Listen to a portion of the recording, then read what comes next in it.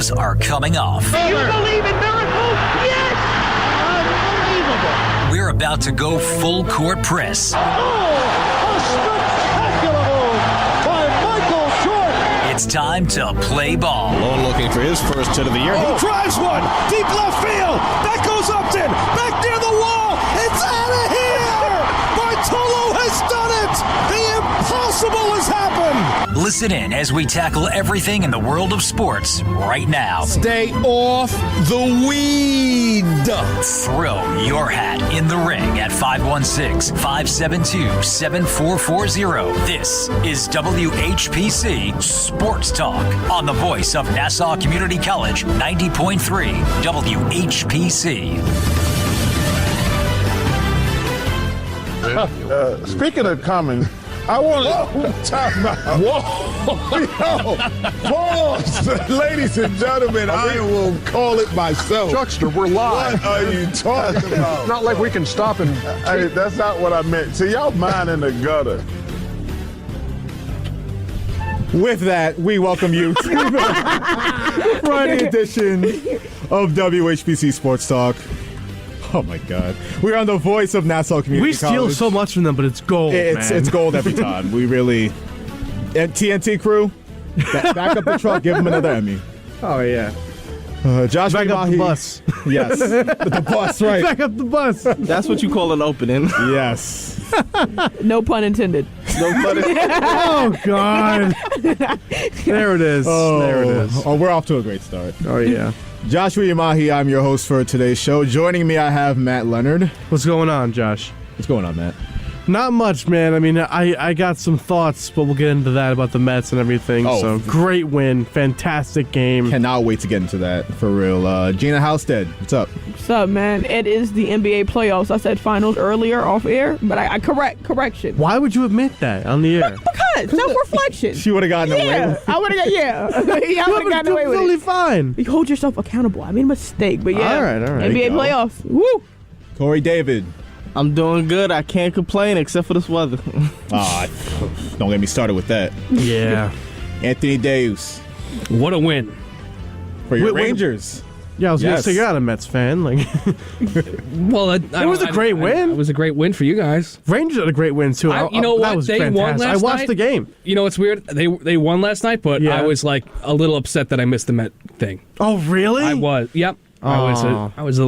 I watched most of the ninth inning. I watched when I got the alert that they were down. It was 7-4. I'm like, I gotta turn this on. They're gonna do something. It was the Lindor home run for me. I'm like, I'll tune in. I don't think they're gonna 7-3. win, Then that's what did it. I turned on the Lindor home run. And I was like, yeah, this has to have something. You know, like yeah, for sure. I mean, 516-572-7440. Mets fans, unless you've been living under a rock, what we're referring to, that phenomenal, amazing win there you yesterday in Philadelphia. They were down 7-1 entering the ninth inning. Mm-hmm. And let's go back to set the stage. Let's go back to how the game started off.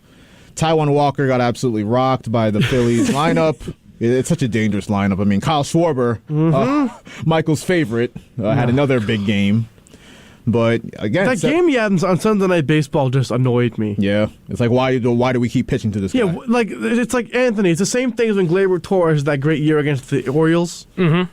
It's the exact same thing. Well, that's a juiced ball year, so that doesn't really equal out to what you're talking about. Whatever. No credit until it continues. That's the motto. Fine. I'm gonna say it again. I think I said it on Wednesday's show until it sticks. PTSD. Post-traumatic Schwarber disorder. If you're a Mets fan, we all got it. We all have it. And he had a big impact on the game yesterday for Philadelphia. But 7-1 heading into the ninth. And this team, man, just even when they're down that much, and I said the Lindor home run, I'm like, I'll tune in. Yeah. If it's 7-3 in the ninth inning, I'm not tuning in if this is last year. Exactly. There's no if this chance. is almost any of the year I've been alive, Mets team. No chance. I'm just gonna wait till the box score reads final because I know they're gonna lose that game. I know with the approach and past Mets teams have been so bad with hitting and runners in scoring position, 2-out hitting. Well, we got the best of both worlds yesterday. Let me tell you, Josh, I was at the game on Wednesday and they lost 9-2 to the Braves. The Braves scored 7 runs, I believe it was the 7th inning. Yeah. And I was sitting there with our friend Justin Greenberg, and he's just like, "Oh, we're staying the whole game." I said, "Are you serious?" He goes, "You never know." Now I got to take that back. I said, they didn't win that one, but they won this one in Philly when they were down the same amount. So yeah, and again, that win in St. Louis when they're down 2-0 with I think that was arguably better. It might have been. They got like their final strike and they put that all together. This is different. If you look exactly, final strike, nobody on, 2 out. Yep. It's over. You're done. But they well, Arenado kind of caused that with the error throw, but that's all you need sometimes. I mean, a little spark just to open the door, and then the 2 Phillies pitchers. I think it was one was definitely Knable to finish off. The first one I believe was Norwood. I mean, just Norwood and Knable in the 9th inning. Norwood give up 4, Knable give up 3. We talked about it a little bit off air. The rare 1-0 record with a 10 ERA for Norwood.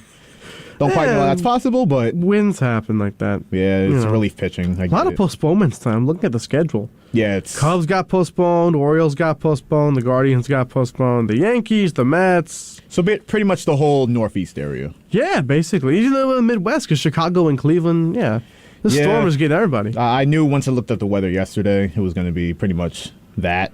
Yeah, I mean, I have no idea who actually wants to watch Cubs-Dodgers, but, Not me. I will be watching... Or Royals-Orioles, Oh, yuck. Yeah, these aren't good games we're missing, so it's fine. I'll definitely be watching the NBA playoffs, which we'll get into a little later. Mm-hmm. But just this win, and I want to really make a point about Buck Showalter. I mean, this guy comes in, and it's like, again, you have to credit the change in, like, hitting philosophy and everything, but... This is a completely different team with an identical roster from last year. And we got to give a lot of credit to Buck Showalter and his impact on the mindset of some of these players. They never believe they're out of a game. Mm-hmm. He made a comment about Francisco Lindor about how he had a terrible 0 for 20 slump heading into yesterday. And he was hitting some balls hard. He was just hitting into some bad luck. And he's like, Frankie never gets himself down. He's just always about the next at-bat and looking forward. And... Are we seeing a quote like that from Luis Rojas last year? No. Are we seeing that from our favorite Mickey Callaway? There's He's no our chance. favorite? Well, Yeah. No, there's no chance. And you're right, though. Yeah, I mean, Luis Rojas last year is just like, Lindor is hitting like 120 and it's April, but, it's baseball. It's exactly. That's exactly what he'd say. It's baseball, it'll turn around. No. He's a good player, he'll turn around. Yeah, well, whatever. He did. Buck actually has insight to the game, and it's appreciated. Nothing gets past this guy either. I mean, I remember last year, I think it was before I was on the show, but one of my number one complaints with Rojas was what he's most known for is giving umpires death stares out of the dugout. Not doing anything about it. Not do anything about it. Buck will be out there yelling in your face. No, just give him a good death stare. That'll send a message. But nothing gets by Buck. And it's shown in almost every possible facet for the Mets this season. Can I start out with the bad here for a second? Yes. All right. Taijuan Walker. I don't know why he was out that late after that 6th run. I don't know why you keep him out there, but I guess it doesn't matter because you won. It matters, but it's a red flag. It matters. And You're right. It is a red flag. And I'm not pointing the gun at you, the proverbial gun at you, but you did say you were more concerned about Carrasco than Walker this year. And I did say that. Carrasco I was wrong. I'll eat my words. I was wrong. Carrasco has been phenomenal, but Taijuan Walker is a big question mark right now. That was one bad start from Walker, to be fair. Carrasco had a bad start, too. Right, but he is notoriously bad against Kyle Schwarber. That's true. You're playing him a lot, especially the Phillies do somehow fix this, which, let's be honest, they won't because their bullpen is too far gone to be fixable. Yeah. And they do not believe in defense at all. No, still. I thought Castellanos was kind of an upgrade in that outfielder, and he's been hitting well, but he defense, can't field. He can't field. Nobody can field on this team. Why would you put him and Schwarber in the same outfield? Harper, I get it. You got some Gold Glove quality defense with Harper. I get that. He's your MVP last year, the MVP of the league last year, but still. I don't get why you have a DH now. Why is Schwarber in left field? Yeah, you can't, unless they're like one-of-one guys, like generational superstars. Yeah. They're just terrible defenders. I'd get it, but they don't, they're great hitters, but they all don't hit that well enough to excuse having that outfield out there for a lot of the period of time. And just goes to show you, it's major concerns with that Philly team. And that's another thing with this Mets season. I mean, you look at the standings, and I know it's early May, but to have a 5-game lead over the second-place team, it's Miami. They have a losing record. Yep.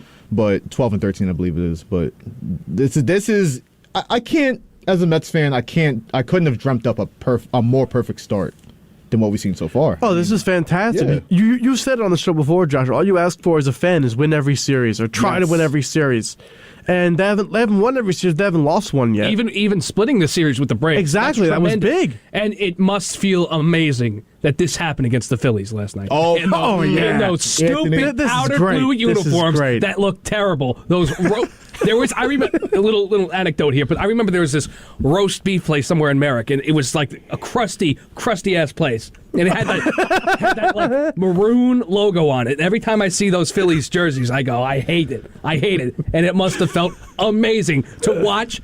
And I have some affinity for Joe Girardi, but just watching the game and sort of life draw out of his face. Because I don't know why you go to Knebel in that spot. I know he's your closer, but if who else would you go to? It's like the Mets with Diaz. Like, who else are you going to go to? Well, that's the problem. Exactly. I would probably go.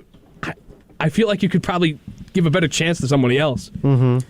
Yeah, I mean, Anthony, to your point, just everything. Again, Gary and Ron on the call yesterday was great.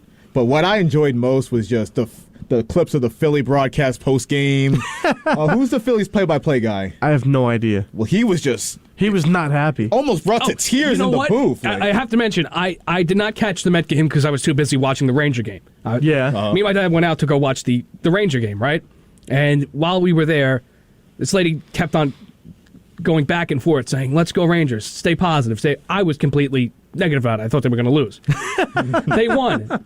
So I go, when they win the game, I go back to this lady. I go, let's go Rangers. And her husband or whatever says, look, even the Mets are coming back. So I go, yeah, all right.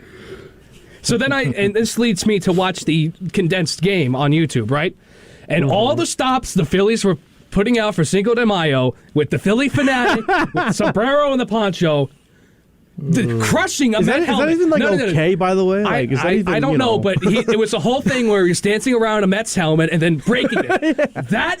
That was the moment where this game turned around. Yep. It's like that SpongeBob meme. A few moments later, and it's 8-7, and you've lost the game. And 29 pitches, what they took to get 8 runs in the 9th inning. I got to give so much credit to Starling Marte. Marte has exceeded, I'd say, a lot of Met fans' expectations. Oh, yeah. He's been fantastic. He had a little slump there.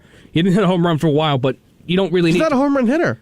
But still, he's been fantastic. Even placement hitting with him has been great. The speed has been great for him. Mark Canha, another great acquisition. The Mets have done the polar opposite of what Dave Dombrowski has done with the Phillies. Mm-hmm. They just got to adjust the bullpen and learn from the Phillies. Yeah. I mean, a plus coming to the bullpen is that Trevor May's out for 2 months. Well, so is Sean Reed Foley. That's fine, too. So we're golden then. Come on now. Well, you need arms because you tie those arms down. Bring up Yohan Lopez again. Yeah, I've met some more people. or barely have a batter moved off the and get batter's suspended. box. Yeah, get suspended for it. That's a joke. But come on. Yeah. Just a final thought on the Mets. Actually, final thought on the Phillies' reaction. Just the fans with the rally cap. Oh, the guy with the rally cap crying. That was funny. I posted that on my Instagram. That was classic. That was great. Can I also go back for a second? Can we stop with the powdered blue uniforms? They're gross. On all teams or just on the all Phillies? teams? No, I like them on the Rangers. That's not bad to me. Have you seen those? Yeah. That's not as bad. The Phillies one is terrible. I can't say that I mind them. Because it's mixed with the Cardinals one is so pretty. Okay, 2. But the Phillies just need to stop. The Phillies got to stop, you're right, yes. I mean, listen, the Philly fanatic, I mean, that's cool. But when you start, and this is a whole thing, when you start running him out there doing stupid things, your team gets embarrassed. Yeah. I can't get over the Phillies play-by-play guy. Oh, he struck him out. The Phillies have lost. Just the most monotone voice you can think of. Was it comparable to the call of the Vikings in the championship game? It's exactly. That is intercepted. You can take a field goal. He wasn't that angry about it. He was just sad, just complete sadness came over him. That Vikings announcer is something else. Yeah, he gets his heart ripped out every playoff. And I enjoy that because it makes me feel better about the Minnesota Miracle. The Miracle in Minneapolis or whatever. Yeah, he I can't avoid that one, but great play, but yikes. So the Mets, they were supposed to play, and Max Scherzer was supposed to hit the mound today, but like Matt mentioned, earlier, the game is rained out. The Yankees game is also rained out, but they host a weekend series against the Texas Rangers. Yes, they can postpone Star Wars Day. The bad Yoda bobblehead or nerdy whatever, piece right? of crap thing they do every year. They got to stop with that. Hold on a second now. I went to Citi Field on actual May the 4th, on Star Wars Day. That's when I was there on Wednesday. Let me tell you, I love Star Wars. They made me hate Star Wars. Well, it's stupid. Like, they had a thing like Pete Alon Solo. I'm like, why? Between that and the corny May the 4th be with you, I'm like, shut up. That's fine with And me. then That's Trevor fine. May bobblehead after that. Oh, let me tell you something about the Trevor May bobblehead. I sold mine at the game on eBay, $60 in my pocket. Man, you were greedy. What do you mean? He's a businessman. He's a businessman. He's hawking jerseys at the station. Wow. Now, I want to ask He's an honest businessman. Wow. So, yeah. Is he honest, though, or is he just... Nah. No, he gives us a really good price. Matt, for stuff Matt we're is getting, officially the literally. plug of WHPC. Yeah, literally. So let me ask you, what is the exact Mets policy for doubleheaders? What do you mean? Like single admission and all that? Yeah, like let's say you can upgrade to get both games, correct? Oh, some of them are single admission. You only got to pay for one game. You can go to both. Right. So the Yankees is only tickets dated this Sunday because the game that was dated for tonight Oh boy. is moved to Sunday, not tomorrow. Yep. You know, whatever. And you can if you want to attend both games, you have to have tickets for Sunday's afternoon game. So you have to have tickets to both games. Yeah. Yeah, that's nice. greedy. Wow. Yeah, that's greedy. That's the good thing I'm a greedy. Mets Oh, my fan now. God. Yeah. It's okay. That's okay because you know why? What do you think Hal's getting all that money? Shut up. I'm not, you know why it's okay? Because Rizzo, Judge, and DJ, Yep. they're Yankees for life. Yeah, because they were chugging beers. They were chugging beers at the Ranger game. They were out there with the jerseys. They're true New Yorkers. So Was Judge wearing a Panarin jersey? I see that Yes, right? he was. That's nice. That's So, really you nice. know what? That is nice. You know what? Give them all the money in the world. Probably like quadruple X jersey for the size of that man. Yeah, so they were all hanging out where the marquee used to be, too. So Oh, Yeah. nice. that was nice. See, true Yankees. The nice Yankee Ranger crossover there. Yes. Blake Martinez was there from the Giants. Who cares? he was getting cut, so he was supposed to get cut, then he restructured the contract. Good guy, but... I loved him on the Packers. I and really then, did. you know who else was there? John Franco. Was that? Yeah, he was sitting right behind Nice. Aaron Judge. Yeah. Was he really? He was right behind Aaron. He was like celebrating with Aaron Judge. I'm like, this is weird. I don't like this. Like, I might have to make my way to a playoff hockey game this year. Oh, yes. oh, it's an atmosphere. I've heard off it's the charts, amazing. man. $5,000 for ice level. Yeah, make your way out to that. I just like to see when they fight. That's the best Saw part. plenty of that last night. Oh yeah. Anthony, what do you expect from the Yankees out of this weekend series here? I expect 2 out of 3. Yeah. That's reasonable. That's what the Mets have. This is what we should have. Oh, okay. Wow. No, I'm just saying it's the Rangers. The Mets team. have it. We should have it. Okay. It's these ain't your New York Rangers. These are the Texas Rangers. Yeah. So the expectations are even lower for them. I think 2 out of 3 is reasonable. Oh yeah. I think win the games that you're supposed to win. Something they did not do last year, and Right.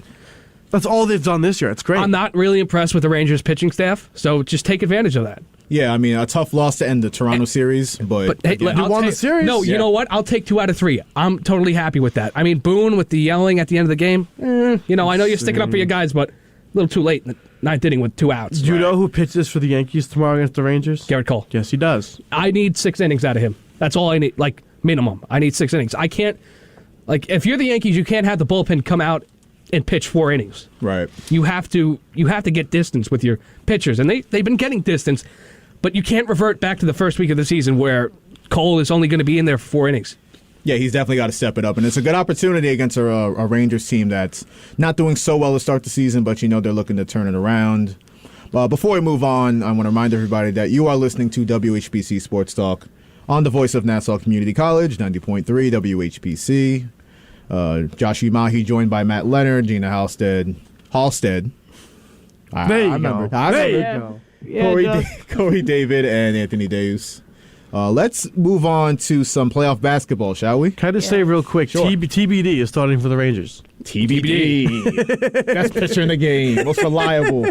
Can always count on him. Oh yeah. You They know, have no idea what they're I just doing. got a flashback. He's so determined. I got a flashback to they had Rex Ryan on the Michael Kay show, and he goes, God. and he goes, maybe the Yankees should get Lance Lynn, right? And they all go, no. Then Lance Lynn. I don't know why that popped up. You know why it popped up? You know why it popped up? I'm hype. You know what I mean? Okay. A win.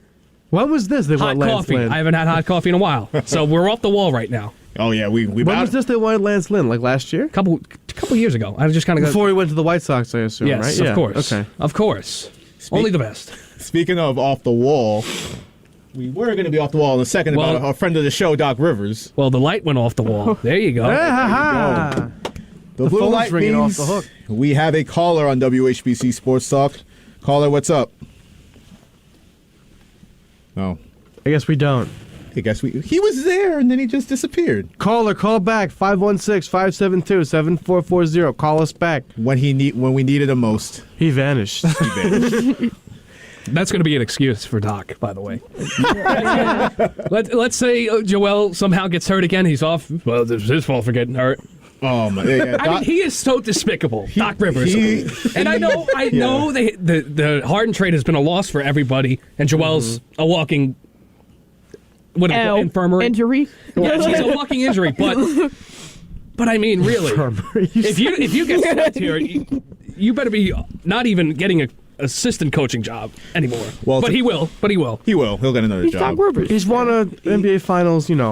He'll get his resume will get him a assistant coaching job. He shouldn't. Tell me why they mentioned him for possible the Lakers job. Because that's a perfect fit. It's a match made in heaven. Literally. To kind of set the stage for everybody, he'll just run the circus, Yeah. The Heat play at the Sixers. It's a 2-0 series lead for the Heat, and Joel Embiid just passed concussion protocol. He's gonna play? He's gonna play with a broken face. Is he wearing the mask? He's going to wear the mask. Okay. But they expect him to play now, Game 3. Kory, what you think?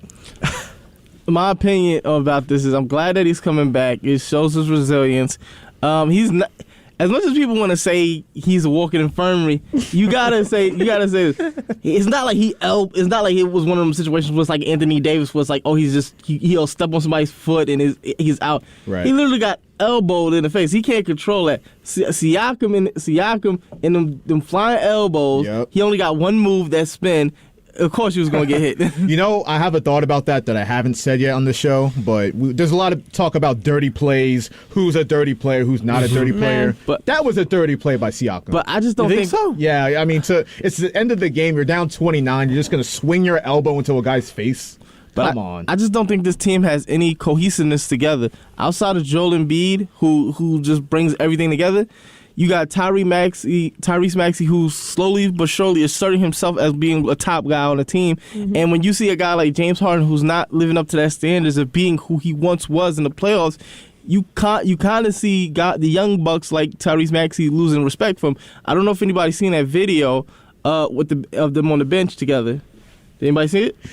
When Harden walks to the bench and then he sits next to Maxey, and then Maxey goes to the other end? Yeah, no.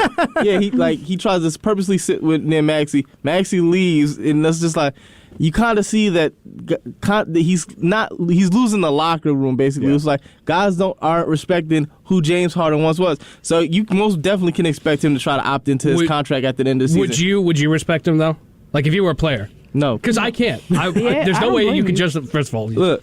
I hate the way he plays, so there's already a bias there, and also, there was something Charles Barkley said about him. It's very apparent, though, that James Harden, he has the talent. He just doesn't have the intensity or just effort. The effort it lacks, and it shows in how inconsistent he is as a player. Like I said coming in when they had the trade, when Harden came to the Sixers, that they ultimately won that trade, but it's not showing simply because, like you said, Kory, Joel Embiid is a prime piece in the Sixers roster, and for him to not be there, you can expect. This is the outcome that you would expect from them. Look, I know everybody clowns on the Knicks when players come here, the career goes to die and stuff like that. But I don't know what's going on in Philly. I don't know if it's something supernatural or whatnot. But every star player or who's supposed to be a star player at that point guard position is just mentally not there. You can clearly see with James Harden, he's clearly not there. Somebody suggested, how Michael Jordan, during his playing days, he wore his UNC shirt, his UNC shorts.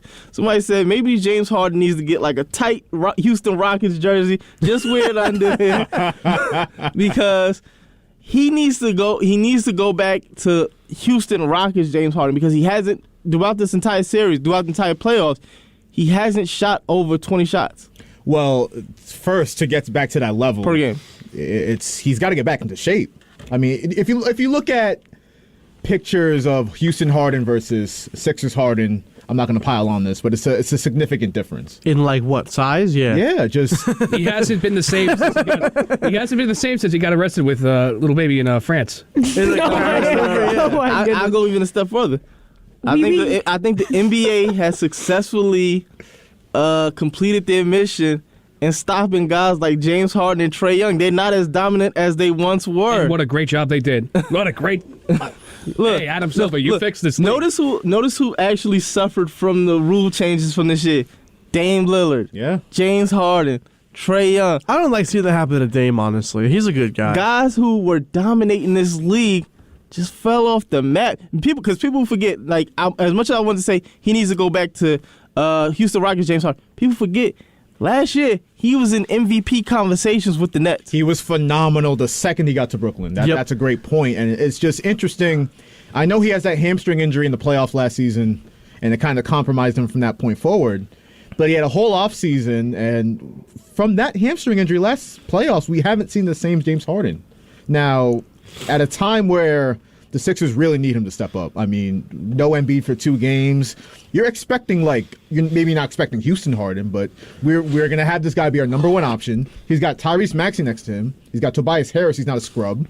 Try to get a split. Try to get one game. No, Tobias Harris is a very good, decent player. He plays his role accordingly. Look, Tobias Harris is one of the best players on the 76ers, and I'm saying that just because of my Long Island bias. Okay. Okay, well, I mean, look at the money he's getting paid. He better be one of the best players. We all know the honest truth about that. He's probably the fourth, fifth best player on the team. If you had to rank him, yeah, probably at this point. But hey, I think I put Matisse Thybulle is like their best defensive player. Yeah.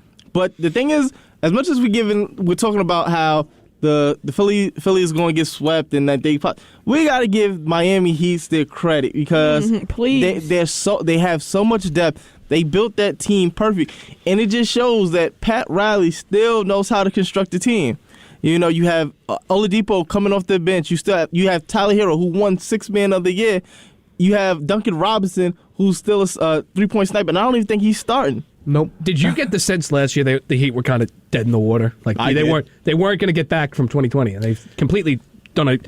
I think that comes with getting Kyle Lowry at the deadline. I think that's a step in the right direction, and then they've just improved. You know what? You said it perfect, Anthony. They went to the finals in the bubble. They didn't get Kyle Lowry at the deadline. They had him all year, didn't they? Yeah, they had him No. I'm saying in the previous year. Oh, right.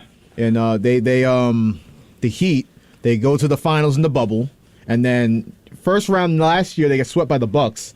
And the easy thought is like, oh, they're bubble boys. That's exactly what I called them. I will admit, that's exactly what I called them. Honestly, we've seen that with the Lakers now. Yeah, we saw it with the Lakers, and I wasn't high on the Heat for that reason, but they've come back.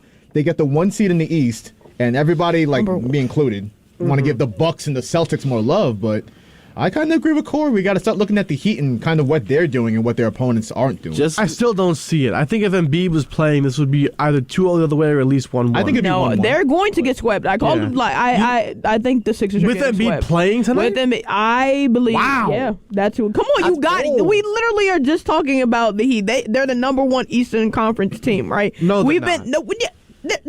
They're the number 1 seed. Well, yes, that's true. I mean, they're not the best team in the conference. I mean, hey, when it comes to stats, they are. But someone has to give them credit where it's due. I feel like a lot of people sleep on the Heat, and this is the outcome. Well, I think we're gonna have to wait and see when they get to the conference finals. Yes, you're right. Because look who they had to play, a dysfunctional Sixers team. Which thank you for setting up Doc Rivers' downfall. And you have you played the Hawks, which I really can't get a gauge on them because they've had a down year. So yep.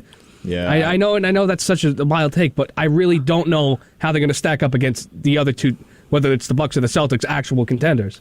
You know how every team has that one moment in the season that turns it around. I think that situation with Jimmy Butler and Udonis Haslem when they almost got into that little tumultuous situation on the court, I think that turned it around and brought the team more together. And just seeing a guy like PJ Tucker, who was on the Bucks, who was that dog for the Bucks, He's now on Miami, and he's doing the dirty work. He's doing a lot of dirty work. And I see a situation where I see a situation where they could get to the finals. And just with the 76ers tonight, what you have to do is you have to make James Harden beat you. You have to try your best to take Joel Embiid out the game, because if it comes down to Tyrese Maxey and James Harden, I don't think they can do it. Yeah, I agree with you. And you brought up that fight towards the end of the regular season with Udonis Haslem and Jimmy Butler. I kind of had the opposite take on it. I thought that was really going to be their downfall. A lot of people did, because I did too. A lot of people, because at that point, a lot of people would doubt, because remember the East was so tight at that point, and a lot of teams could have jumped them. But the thing is, when you see a situation like that, you could either falter or it could bring you together. And I just thought it brought them together, because you could look at a guy like Spoelstra, who at the end in the press conference was like, "Oh, that was just nothing." This is typical. He made it seem like it was a typical Tuesday or something. So That's not good though. No, but it is, because you had a coach who kept it in house. He didn't let anything get out. See, you have a lot of situations where, like a Lakers situation, where you'll see information get out here. Oh, Russ isn't like this coach, this and that. When you see a team that's together, like, for example, I don't want to use the Knicks, but I'm going to use them. When you see a situation with Julius Randle, you see all these stories come out, and you just see not Thibodeau, Tibbs necessarily defend him. He's just like, it is what it is. He's not. A lot of stuff isn't kept in-house. With Miami, it is. How is that possible for Spoelstra to do that? But when the whole squirrel in the dugout incident happened last year for the Mets. Yeah. There was a raccoon. Whatever. The rodent in the locker room. How come Rojas couldn't handle it? That is a great point. It all goes back to who's your leader, who's your adult in the room. Lindor handled it. That was handled. There was a rat, and we thought it was a raccoon. I'm like, shut up. Nobody's going to believe it. And that's good for Spoelstra that they don't let it get out. Right. Because we've seen plenty of New York teams where there's been conflict in the locker room, and it's gotten out. The coaches kind of dismiss it, but they don't really nip it in the butt like Spoelstra does, where it's like, it's just... Yeah, I mean, listen, it all goes back to mutual respect throughout the coaches, players, and the Heat have that. And that was my mistake in saying, that's going to be that's what's really going to derail this team in the playoffs. Having something like that. If it happens in the locker room where nobody sees it, cool. But it happened in front of all the cameras, in front of everybody. So that's why I was like, okay. Like, you have a team that's so gelled together that, like, you have a guy like Tyler Hero, who on any other team is probably a starter, taking that 6-man role and saying, you know what? Jimmy Butler probably told him, just do what you can in your role. Don't do more than what you possibly can. I mean, don't do more than what's unnecessary. Like, don't try to go play hero ball. No pun intended. But just keep the main thing. And you have those guys that know their role and they do a great job in it. You don't see a guy like Kyle Lowry trying to lead the team and everything. He does the dirty work. He gets those charges like he's always been, and he'll come up clutch maybe here and there, but he knows his role. And I love the depth on this team too, because remember in 2020 when Adebayo went down, they had trouble there. When Dragic went down, it was done for them. There's multiple layers to this team, and they still have that hard drive that they did in the bubble. So it's been fantastic to watch. Jimmy Butler as a leader, again, he's not a superstar, but there's very few players I'd rather have as my leader on a team than Jimmy Butler. Oh, yeah, no question. And you know, absolutely. It's weird because the really, really good teams in the East aren't really super teams in that sense. They got 2 stars and they got good depth around them. And I'll say the irony of all this is the fact that they said that Jimmy couldn't hack it in Philly. You know, they let him go. And I think now that we look at it with Ben Simmons, and you see all the past teams that he's been with in the last couple of years, with whether it was Timberwolves or whether it was Philly, what's the one thing he always said?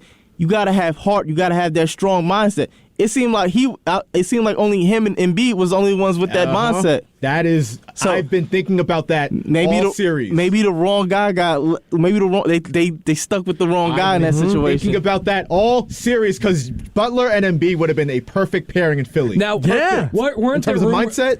I could be wrong, but weren't there rumors after the bubble year that they were going to possibly look to trade for Embiid? Yes. Remember that? Yes. Okay, so I'm not making that up. That was a rumor, correct? Yeah. Yes. You look at him. I think a couple days ago they asked him about Embiid. They asked Jimmy about Embiid, and he said to me personally, he's the MVP of the league, and I hope that we can compete against him. Like saying that he hopes he can compete in the game. But you just see that camaraderie between them two, and it's just like, you never seen it with him and Ben. It was never there. Yeah. And I really don't see it with him and Harden, because if you have to tell Harden, you have to say, when somebody asks you, what do you think you can do to get him motivated? You said, that's not my job. That tells you everything you need to know about what's going on between them two. It's not my job. That's the same thing he said with Ben, basically. It's not my job to take care of these guys. Can I talk about Ben Simmons, Josh? Please. Please. I wanted to pinpoint on what Anthony said about how, like, in a lot now that you see a lot of the Eastern Conference teams, they have those two superstars, and then they just have good depth around them. You've seen in past teams of past championship teams. Look, you can go back all the way to 96 Bulls. You Michael Jordan, he was your superstar. Scottie Pippen, he was your superstar. They brought in guys like Dennis Rodman, whose sole purpose was to fill that role, and those are championship contending teams. Yeah, you got to get players that fill your role. That's a good point, yeah. That's a great point. That's fantastic. Unlike Ben Simmons, where you bring him in and then he goes, flat. My back. I mean, he just said he just said he had a successful surgery. Yeah, that's what I was going to bring up. He said he posted that stupid looking picture of him like smiling in the car, like I had successful back surgery. Hold on, First of all, where is this? You haven't seen this? No, it's on his Instagram. Yeah, I think so. It was like surgery. Well, yeah, I guarantee you, he is on so many pain meds in this picture. Somebody see this picture. Somebody posted a picture of him in a video game chair, and he said, "This is how he got his back injury." Oh yeah. Oh wow. I know that's how I got mine. Yeah, what is with his eye? That's not. No, that's not the picture. No, it's on his story. Oh, on his story. Oh my goodness. That's the one. Yeah, that's not a. I wonder, at this point, do you look to trade him? They just traded for him. You know what, Kory? Who wants Ben Simmons? The Nets are stuck because they're probably going to give Kyrie a max contract, which is crazy considering what him the bag and screw your team up for the future. We want Billy King, the huckster, 2.0. I missed that time because that was great. Yeah. You know what this situation reminds me of? The Ben Simmons situation in the net with the Nets? Oh, no. It's basically the Baker Mayfield situation where it's like you're stuck in a way. And the player necessarily doesn't have the leverage that he wants to with the team. The team has all the actually, all the other teams have the leverage in this case. So wait for him to get released, Baker Mayfield. Yeah. And you just like you wonder possibly if your other teams, is it worth trading Ben? Because at the end of the day, he actually might get cut. Because if he won't get cut, he's making too much money. Well, can we potentially talk about that? That hypothetically, if they were to sign Kyrie Irving to a max contract, sure. Someone made a great point. I forgot what exact sports show it was, but they said in the last 7 of the 11 seasons that Kyrie Irving has played in the league, he hasn't played more than 60 games in 7 of the 11 seasons that he's been in the NBA. Why would you sign a season? Literally, why would you sign a guy? Granted his potential and his skill, why would you sign him on a business perspective, knowing what you're going to get? I think there are multiple levels to that. That is, if the Nets don't re-sign him, we're the embarrassment of the league. We couldn't get it done with these guys. Yep. And there's also pressure because you saw him be the guy he is. Very limited though. Yeah. It disappeared at times. I mean, he wasn't playing half the season. Yeah. You almost have to re-sign him out of principle. You shouldn't. But I feel it's weird because you shouldn't sign him. But out of principle, there's pressure for you to sign him. There's like conflicting things here because like there's the principle of you didn't play in like half the games we were supposed to play in the whole contract basically. Forget this year, last year too. You didn't play in a lot of games. There's that. You can say, look, you didn't play a lot, so we're not going to re-sign you. You didn't show us enough. But then, like you said, we can get done with these guys. Let's run it back. So. It's conflicting. If I'm the Nets in that type of scenario, what I do is, if I'm re-signing him, I'm putting so many stipulations in his contract as far as I'm putting a minimum game play requirement type of situation. At least 50. No, it has to be more. I would say at more least 60. Because you have that's a lot. No, if he gets hurt, then he gets screwed. No, it's not even that because you have to take in the fact that a lot of times he didn't play. It wasn't necessarily because of COVID. Or it wasn't because of injuries. Remember, he took a couple of days off just because he said he wanted to go to his sister's birthday party. He took a couple of days off because he said he felt traumatized on what happened on January 6th. I'm like, that necessarily didn't precisely affect you in a sense. It wasn't like something that physically happened to you, but he said, I was traumatized and said, I need a couple of days off. at this point, Kyrie Irving is an all-star at not doing his job. Yeah. Josh, can I ask you a quick question? Sure. How is KD not pissed off with him? To the point where it's like, get me into the point guard. to me. I think he has to be. Well, Kevin Durant, and we talked about the bus driver comments by Charles Barkley. It's kind of clear to me. I figured it all out, right? Kevin Durant, Kyrie Irving is driving that bus. I'm sorry. You think so? He's driving off a cliff right now. Because there is no way, if you're Kevin Durant, a top 2 player in the world, you're going to be okay with, my teammate's going to miss half the season because he doesn't want to get vaccinated. Kyrie Irving's making a left and driving to a lake or something. Like it's not going well. Kyrie Irving, it's like he runs that franchise. Kyrie Irving is driving the bus, and he's driving it off a cliff thinking it's going to turn into the magical school bus and fly away. He's running the team off a cliff, and they're letting it happen. And Sean Marks might be gone in a few years. You know what I'm learning about KD, and I know why he prefers to have Kyrie Irving around. KD's one of those guys that, if he can have an excuse, he'll definitely use it. He'll use it. When he was in OKC, why didn't you possibly win a championship? Russ, it was me and Russ. We just didn't connect. He wanted to be the guy, and I felt as though I didn't get my touches or whatever like that. Then you go to the Golden State Warriors. That's the only time he never had an excuse. If he lost, because they were winning. He won Finals MVP twice. Look who he was joining. If he would have lost, that would have been all on you, because guess what? That was a winning, successful type of program. That's true. Guess what? That was the one time he had no excuse, so he had to perform that at optimal level. Right now, his excuse is Kyrie. That's true. If I'm not competing, you know what? Reason why we're not winning, we didn't have Kyrie for this whole season. Reason why we didn't make it, reason why we didn't advance in the playoffs and stuff like that, it's because Kyrie, we didn't have that cohesiveness. He is a guy who makes excuses. You know how they say in the movies when a guy's talking to girls, "Oh no, it's not me, it's you." No, he's a situation where it's like, "No, it's you, it's not me." Yeah, pretty much. I mean, I'm happy we moved on to the Nets, and Nets fans, if you have any thoughts on this, 516-572-7440. I want to know who called us before. Yeah, I want to know who that was. He was there for 5 seconds and then he vanished. I'm calling them out right now. Call us back. Okay, look, it's probably KD's burner. You know what? He would be that petty, where he gets upset at all the major sports stations in New York that he listens to a community college radio station, and a winning one. He calls him with a fake voice, like, "I don't appreciate how you're doing, Kevin Durant." Have his mom call or something. I am a god. I'm the basketball god. Yo, but and then Kyrie's just gonna pop in like, "Y'all are all puppets." Yup, puppet masters and everything. Yep. The Nets are hamstrung because they're banking on the fact that, what's their excuse this season? Like you said, Kory, we didn't have Kyrie for half the season. Now it's his fault. And then Ben Simmons, we didn't have it all. So we got to run it back with Kevin Durant, Kyrie Irving, Ben Simmons. On paper, it's a great pairing. You don't have to do that. They're going to, though. You don't have to do that. Have you ever seen, I guess it's like an instructional thing, but it was like an illustration of a guy who has a stick and he's riding a bicycle and he puts the stick in between the wheels and then it breaks and he goes falling and he starts blaming the bicycle for it. It's like it's the whole Kyrie situation with the Nets summed up. Yeah. It's their fault. I mean, granted, when you signed him, you didn't think there was going to be a global pandemic and you didn't think he wasn't going to get the shot. Yeah. But you expect him to play well, especially in the year where the vaccine requirements weren't there. You expect to go all the way, especially when you had James Harden, too. But you know what? I think the league is, I'm talking about players in the league.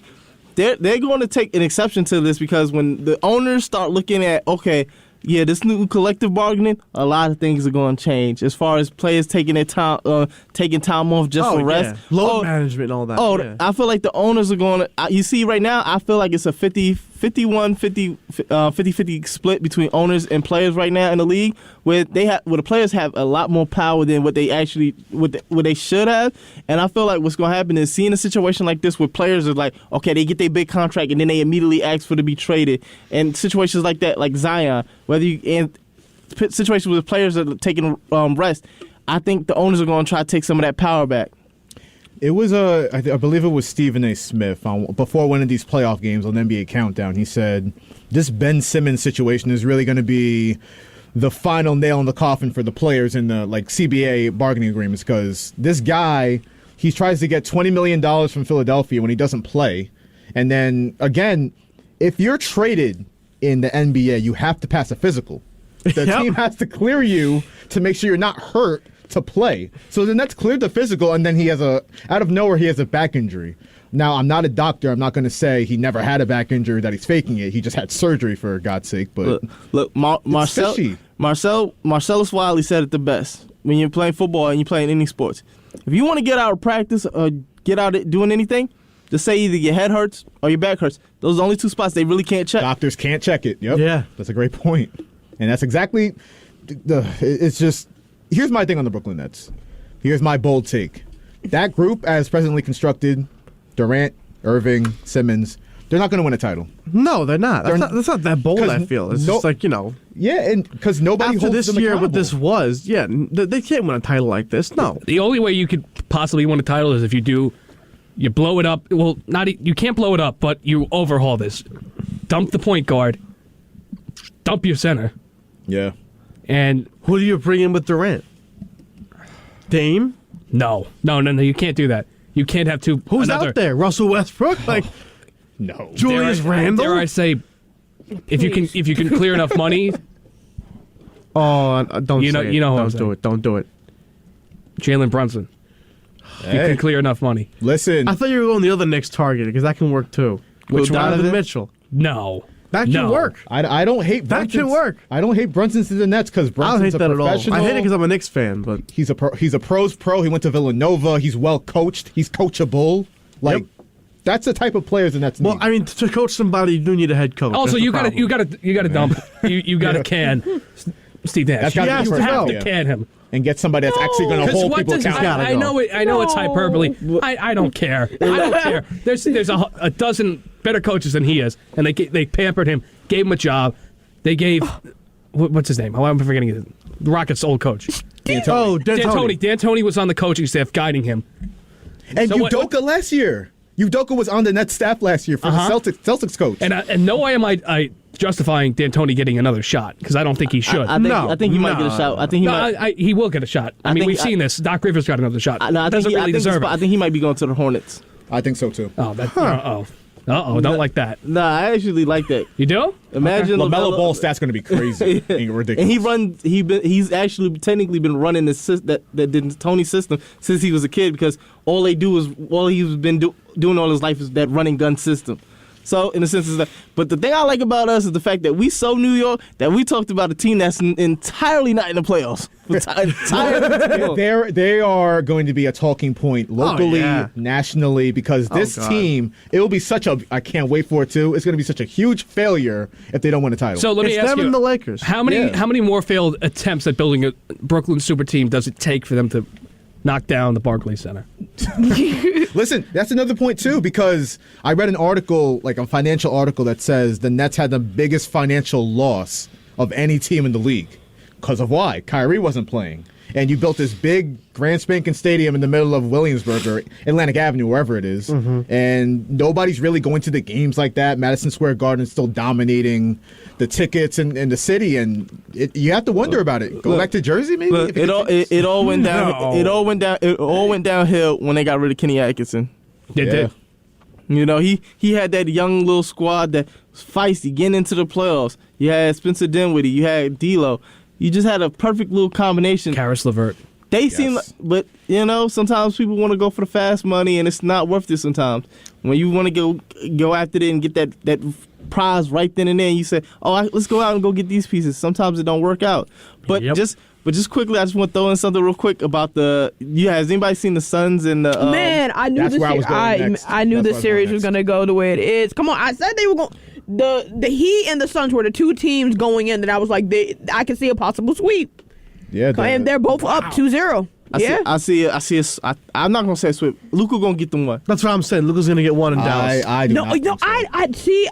thought that at first, but look at his individual stats now. And Jason Kidd literally made a point on this where you can see how good he is as a player, but he doesn't have those teammates around him to support him. They might get one game, but if it's a sweep, I wouldn't be surprised. Did you see the stat about Luka where he is now? I mean, it's the way less of a sample size, but he's currently the career leader in playoff points per game over Michael Jordan. He is. Wow. It's way less games played, but that's still impressive. He's a playoff riser. I mean, he rises his game to the playoffs when you need him most. I think he has 7 40-point playoff games. Wow. The question with Luka is going to be his defense, because you had that clip of, first of all, the Suns in Game 2. Oh, Chris Paul, you mean?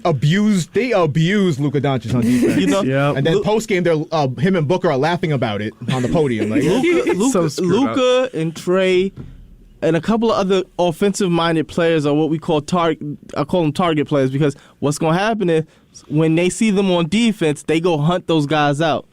Like Trae Young, as much as I screamed at it last year in the playoffs with the Knicks, hunt Trae Young, go at him. And they didn't. They just let him stay in his corner, guarding a shooter, basically. But I digress.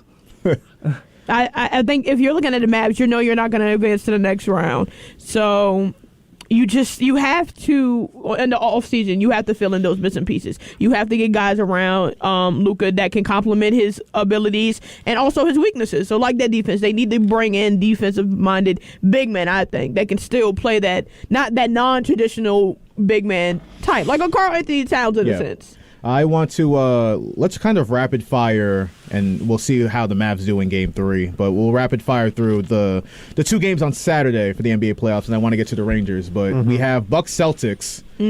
I feel like Giannis getting that split in Boston is really going to aid the Bucks. I still like them in the series now, but the Celtics are extremely well coached, but I still like the Bucks. And the Grizzlies and Warriors. So we had that play with Dylan Brooks and taking out Gary Payton. That's one of the dirtiest plays I've ever seen in my life. That was pure dirty. There's no way that was accidental. And Matt, I think the funniest thing is when people say, "Oh, it was a dirty play," but he's not a dirty player. What makes a dirty player a dirty play? Draymond's out there kicking guys between the legs, and it's like, that's fine. Like, yeah, he's not a dirty player. He just did something dirty. Stop. It's the old hockey thing. He plays with grit. He plays with an edge. Exactly. He can kill a guy on the ice, but you know what? He plays with edge, and he plays the right way. He can RKO someone going for a layup, but you know what? That's hard work right there. The way he was playing, we need to get him in an NFL combine. Like, come on, like what? That's a penalty in the NFL. That's unnecessary roughness in the NFL. What he did. Literally. Think about it. That's a flag in the NFL. You guys aren't wrong. I mean, the most Bush League thing in the NBA is when a guy is mid-air going up for a dunk. And you just tackle him out of the air. Like, no. You didn't even try to brace his fall. No, you knocked him off balance. You didn't even try to catch him or try to help his fall or land in any way. Yeah, it's a joke. Oh, he's not a dirty player. Stop. We'll close it there on the NBA, but Anthony, last topic's for you. Yes, thank you very much. Wow, that hurt my voice. Okay. A little too loud, sorry. It's you know what? It's not your problem. It's the playoffs. I don't think I normalized that clip when I put it in, so that might be the reason. It was a win last night. Good news for the Rangers. Casey DeSmith, who murdered them in overtime, he got injured. He had a core muscle injury, so he's out for the whole series. All right. You can have Domingue, the backup goalie for the Pens, who was not great yesterday. Made a few key saves, but he made a great save on Zibanejad. Yeah, that was incredible. But that happens, too, because, it's the Rangers, so why not get robbed? But Jeff Carter of the Pittsburgh Penguins, who notoriously murdered the Rangers in the Cup Final in 2014, took out Igor Shesterkin, what is one of the dirtiest plays I've seen so far in this series, sweeping his leg out with his other foot. And all the broadcasters on the national broadcast said Shesterkin stuck his leg out, initiated the contact, which was not the case. And in the background of that shot of Shesterkin getting hurt, you have my favorite public enemy, Sidney Crosby, grabbing onto Rangers players with a stick, going around like this, and basically flaunting his feathers, saying, "I'm a tough guy, but you know what? Shut up." If it happened the other way around, where he was getting held with a stick, he would be flopping all over the place because, again, they pampered him for years, and they still are, which is still shocking because it's our time.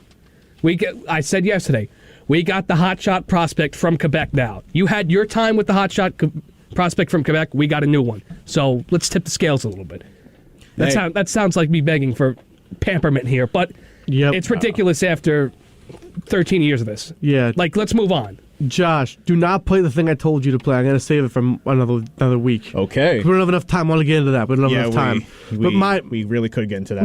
My final thought is This is a little bit old now. This happened, I believe, Monday or Tuesday. But the Met Gala, I know it's weird to talk about that on a sports show, but Russell Westbrook was dressed like the villain from The Princess and the Frog, and I think it's hilarious. What is the... Look at this. Oh, my goodness. Yeah! Oh, I need to flush my eyes out after that one. What's the point of the Met Gala, anyway? I don't know. For celebrities dress up in fancy clothing and apparently the whole theme was the Gilded Age, which is a period between the 30s where the whole country was in poverty, but the rich were out there. Sort of. So that's perfect. That's perfect. Right? Yes. And Russell Westbrook looking like an idiot. That's just great. Well, I mean, this was a guy. No, that was Ben He's Simmons wearing with a the skirt. oversized sweater. The guy who looked like a used car car floater. I'm a little disappointed. Why wasn't Ben Simmons at the more Met like Gala? a hoodie jumpsuit thing. Why wasn't Ben Simmons at the Met Gala? I'm disappointed. Kyle Kuzma and his thing. Lord. It was Kyle Kuzma. Yeah, it was Kuzma. Okay. So I don't think him in this role was a problem. He just didn't pull it off. He didn't pull it off. Oh, he never pulled it off. On that note, we'll call it a day, and we'll call it a week on WHPC Sports Talk. Thanks for listening on the voice of Nassau Community College, 90.3 WHPC. From Matt Leonard, Gina Halstead, Kory David, and Anthony Deus, I'm Joshua Umahi saying we'll see you on Monday. Have a phenomenal weekend.